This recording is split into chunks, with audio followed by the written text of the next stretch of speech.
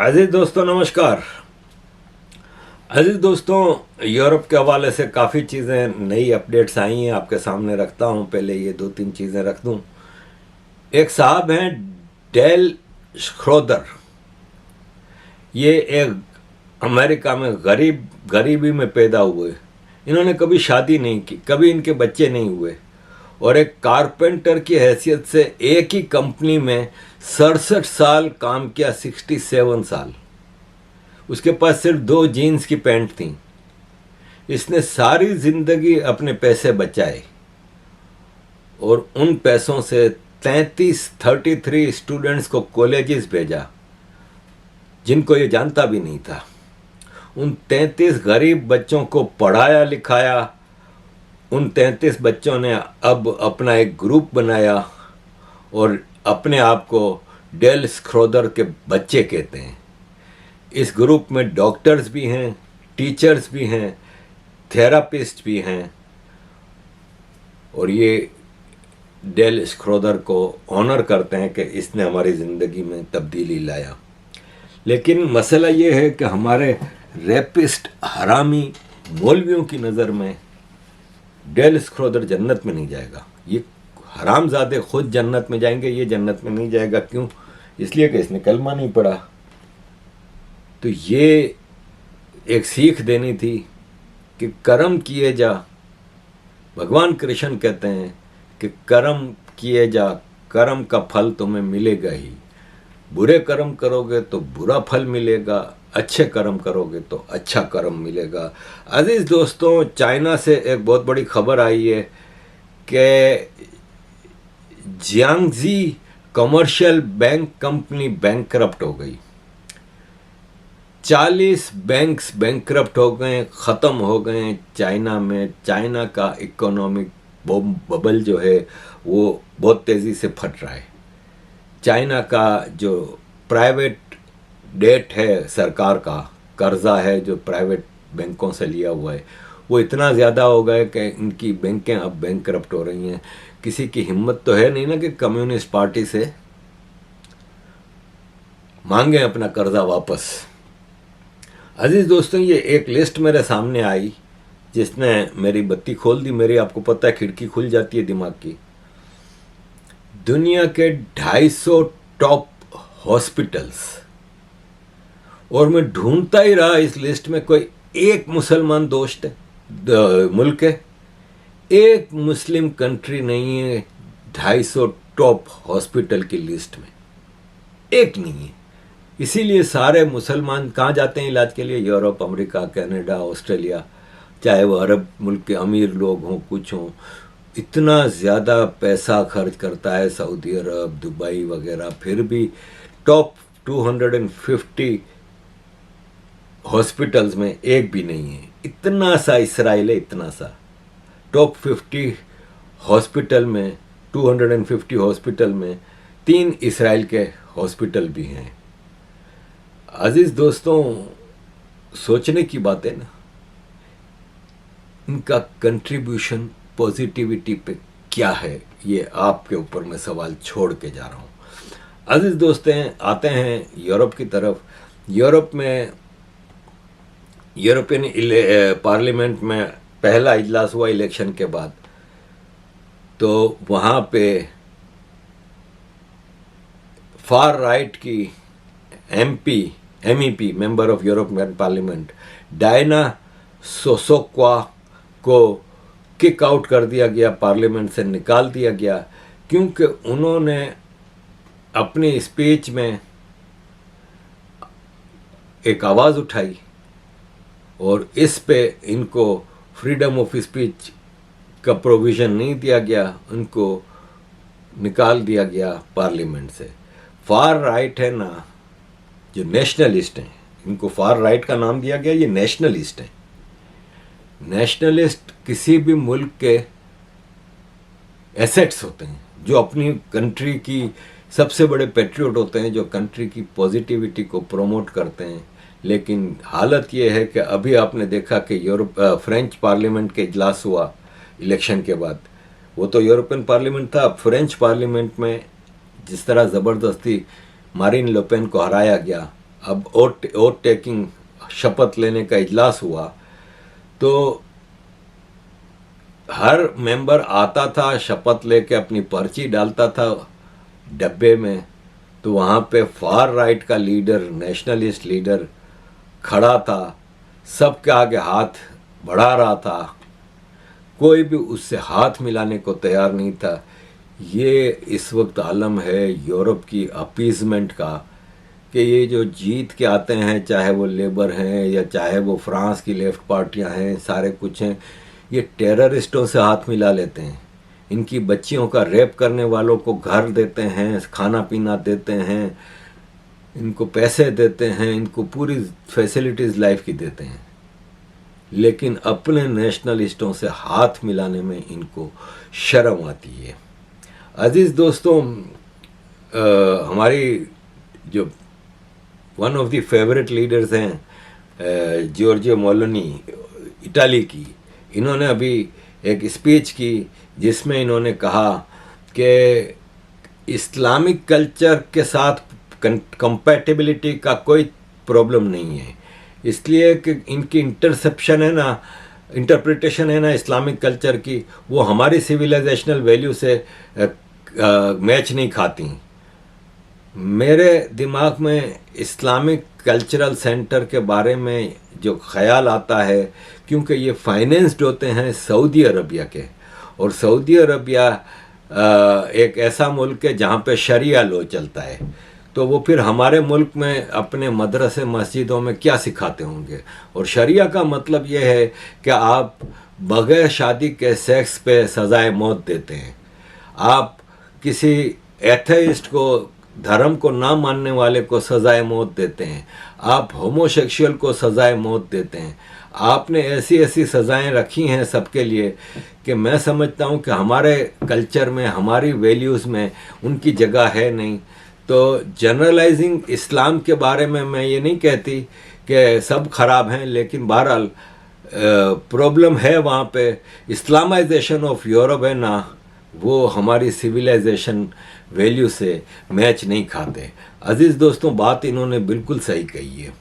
अजीज़ दोस्तों, मामूली मिसाल ले लें कि ये एक साहब हैं, ये अभी 20 दिन पहले आए, ओज़ैन शहजाद, 24 साल के, और इन्होंने अपने एक 14 साल की लड़की के साथ सेटिंग कर ली, और फिर उसके बाप को कहा कि मुझे तुम्हारी बेटी से शादी करनी है। उसके बाप ने कहा तुम्हारा दिमाग तो ठीक है, तो उसने उस लड़की का रेप किया, उस लड़की के रेप की फ़ोटो भेजी, फिर वीडियो भेजी, केस चला, ब्रेडफोर्ड क्राउन कोर्ट ने इसको 4 साल की सज़ा दी है। ये इनका हाल है यूरोप में। रेप तो एक ऑर्डर ऑफ द डे बन गया है। अभी एक ऑस्ट्रेलियन टूरिस्ट पेरिस आई थी, जहाँ पे ओलंपिक हो रहा है नेक्स्ट वीक। वो पेरिस आई थी, उसका गैंग रेप किया 5 लोगों ने। नॉर्थ अफ्रीका पूरा मुस्लिम है। नॉर्थ अफ्रीकन कंट्रीज कौन से हैं?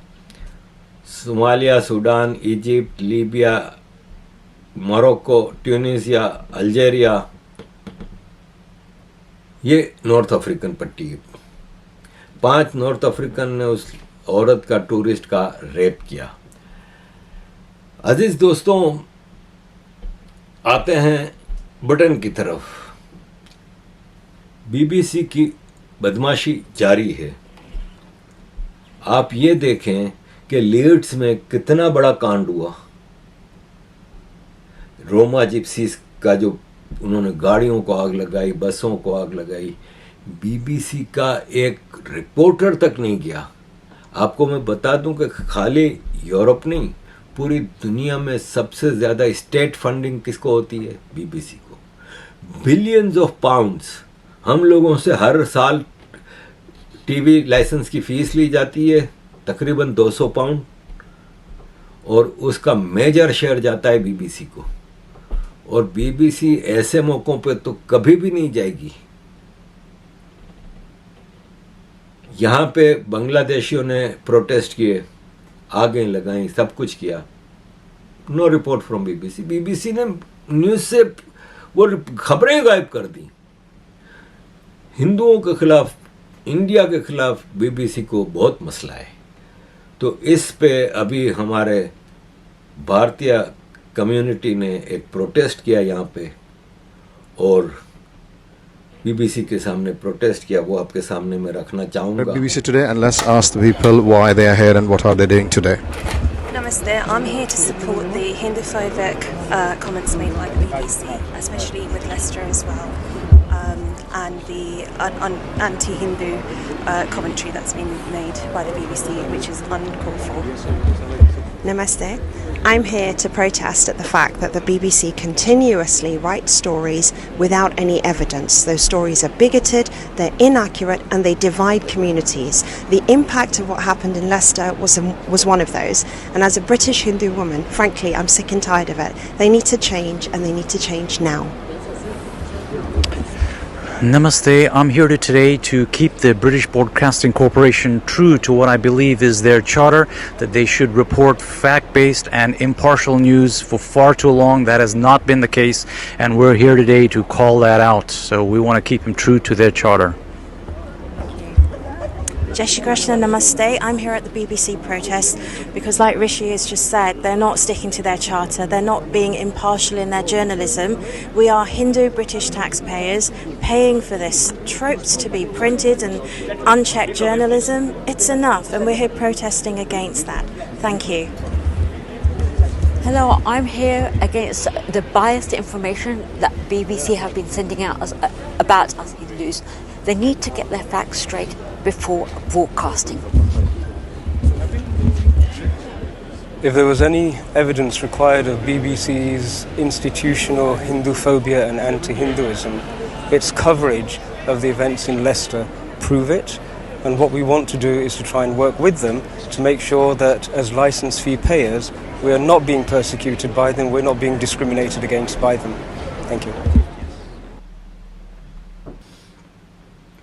अजीज़ दोस्तों, एक और चीज़ आपके सामने रखूँगा कि इनका आप जो ये आंकड़े आते हैं ना, happiest countries of the world, तो आएगा ये ऑस्ट्रिया, तो फिनलैंड, तो फलान ढुमकान, फिर एक आंकड़ा आएगा कि सबसे ज़्यादा एंटी डिप्रेसेंट दवाइयाँ कौन सा कंट्री इस्तेमाल करता है, तो भी वही कंट्रीज़ हैं जो एंटी डिप्रेसेंट दवाइयाँ इतनी इस्तेमाल करते हैं। वो हैप्पीएस्ट कैसे हो सकते हैं?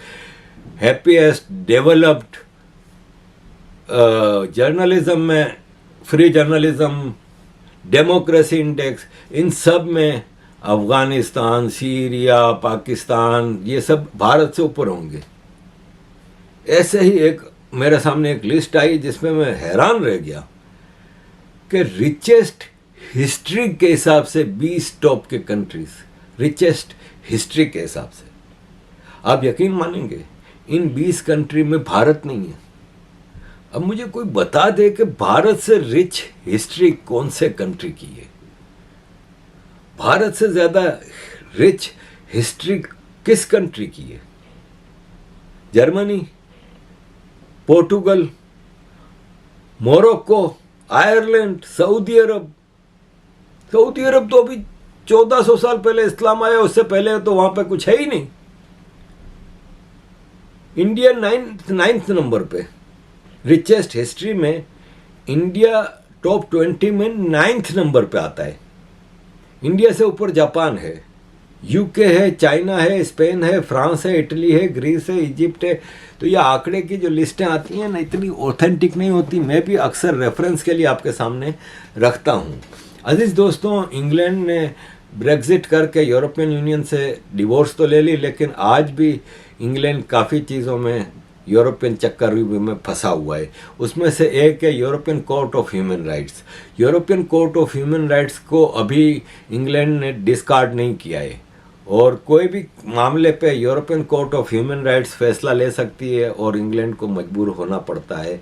उस सिलसिले में नाइजल फरज, जो कि रिफॉर्म पार्टी नेशनलिस्ट हैं, रिफॉर्म पार्टी के चेयरमैन हैं, वो पार्लियामेंट में इलेक्ट हुए हैं। इन्होंने पार्लियामेंट में अपनी पहली स्पीच में यही कहा कि अब वक्त आ गया है कि European court of human rights से हमें निकल जाना चाहिए, और उसके लिए अगर आप चाहते हैं तो आप एक रेफरेंडम करा लें, जैसे आपने ब्रेक्जिट पे कराया था। It didn't happen under 14 years of Conservatives, and it clearly isn't going to happen under this Labour government. And I wonder why.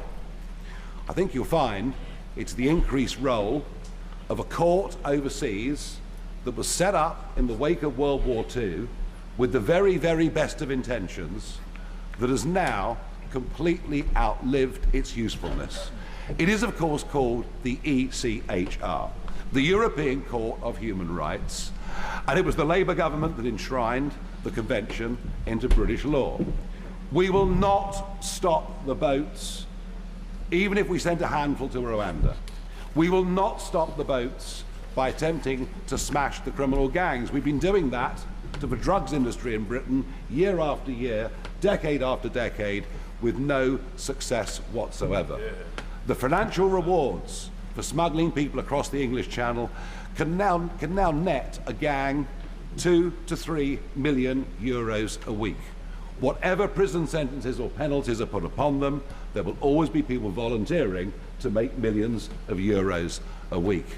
We will only stop this if we start deporting people that come illegally. Then they won't pay the smugglers. But we'll only do that by leaving the ECHR. But I've got a fun suggestion that I think would liven up politics, engage the public, and see a massively increased turnout. Why don't we have a referendum on whether we continue to be members of the ECHR? और उसने कहा कि labour झूठ बोल रही है कि वो गैंग्स को स्मैश कर देगी। ये सब बकवास है, लेबर ऐसा कुछ नहीं करेगी, ना कर सकती है। अजीज दोस्तों, एंड पे एक छोटी सी खबर आपके साथ शेयर करूंगा कि स्पेन में ख़ास तौर पे इस वक्त एंटी टूरिज़्म का प्रोटेस्ट हो रहा है कि अब टूरिज़्म ख़त्म करो, हम टूरिस्टों से तंग आ गए। एक तो माइग्रेंट्स आ गए, अब ये टूरिस्ट भी ज़ाहिर छोटे छोटे गांव में, शहरों में उनकी इकोनॉमी चलती है, लेकिन अब शायद ये लोग तंग आ गए हैं। जैसे मुझे याद है, मैं 94 में स्पेन गया था। हम कुछ गोरे दोस्त थे, 5, 2 लड़कियां थीं, मतलब 2 लड़के थे अपनी गर्लफ्रेंड के साथ और एक मैं था। तो हम गए थे नेरजा करके, एक छोटा सा गांव है कोस्टा दे ला सोल पे, स्पेन की कोस्ट के ऊपर, जहाँ पे सारी बीचीज़ हैं। वो साउदर्न स्पेन में, जहाँ पे अंदालूसिया है, ग्रेनाडा है, जो सल्तनत गरनाता मुसलमानों की थी, उस इलाके में है। तो उस गांव में हमें सिर्फ वो स्पेनिश नज़र आते थे जो रेस्टोरेंट में बैठे होते थे या दुकानों पे होते थे। बाकी सड़कों पे चलने की जगह नहीं होती थी। सारा टूरिस्ट और मोस्टली यूरोप के गोरे। तो ज़ाहिर है इनका बिजनेस चलता है, इनकी दुकानदारी चलती है, लेकिन अब ये तंग आ गए हैं। दुनिया में सबसे ज़्यादा टूरिस्ट है ना, वो फ्रांस में जाता है, दूसरे नंबर पे स्पेन है। और अब वहाँ के लोग तंग आ गए। इस पे एक प्रोटेस्ट हुआ कि अब हमें टूरिज़्म नहीं चाहिए। यूरोप में 709 million international tourist her last year आए थे, 709। अब उससे क्या होता है कि घर का मसला होता है, सब कुछ होता है। अभी स्पेन से ही एक लड़की ने वो किया था मैसेज सोशल मीडिया पे कि मैं जिस घर में रहती थी, मालिक मकान ने मुझे निकाल दिया है, क्योंकि वो कह रहा है टूरिस्टों को देने में ज़्यादा फ़ायदा है। तो अब हम लोकल लोगों को यहाँ पे घर ही नहीं मिलता। मैं बेघर हो गई हूँ, सड़क पे आ गई हूँ, कोई घर ही नहीं मिलता। और जो मिलता है वो इतना महंगा होता है, क्योंकि टूरिस्ट आता है कोई 1 हफ्ते के लिए, कोई 2 हफ्ते के लिए, कोई 1 महीने के लिए। वो उनके लिए इंटरेस्टिंग होता है मालिक मकानों के लिए, बजाय इसके कि किसी लोकल को सस्ते में दे दें। वो टूरिस्ट से फिर पर डे के हिसाब से चार्ज करते हैं, और उसमें हमारे लिए, लोकल लोगों के लिए मुश्किल आते हैं। फिर हमारे ट्रांसपोर्ट सिस्टम पे, हमारे दूसरी चीज़ों पे, फिर चूँकि टूरिस्ट एरिया हो जाता है तो दुकानदार भी महंगी चीज़ें देता है, रेस्टोरेंट भी महंगे होते हैं, हर चीज़ महंगी होती है, क्योंकि टूरिस्ट एरिया का प्राइस इंडेक्स ज़्यादा होता है। तो अब हम तंग आ गए हैं और अब हमें टूरिस्ट नहीं चाहिए। ये भी एक वक्त आ गया यूरोप पे। अजीज दोस्तों, thank you very much for all your support. Kindly keep supporting.